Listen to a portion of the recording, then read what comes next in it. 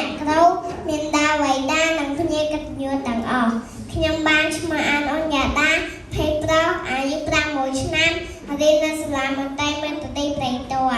តំណាងឲ្យសិស្សទាំងអស់ដែលបានបញ្ចប់ឆ្នាំសិក្សាទទួលបានជោគជ័យនៅថ្ងៃនេះសូមថ្លែងអរគុណដល់នីកាអ្នកគ្រូទាំងអស់ដែលបានបង្ហាត់បង្រៀនមើលថែទាំកែតម្រង់ដាស់តឿនដល់យើងខ្ញុំក្នុងការរៀនសូត្រ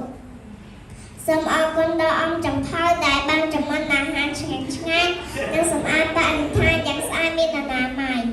សូមអរគុណដល់ប៉ាម៉ាក់ដែលបានបញ្ជូនកូនមកសាលា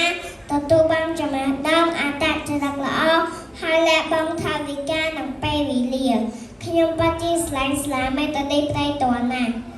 សូមជូនពរដល់នីកាអ្នកគ្រូមានដាវៃដាទាំងអស់ឲ្យមានសុខភាពល្អកម្លាំងមកគ្រប់ពេលវេលាសូមព្រះប្រទានពរ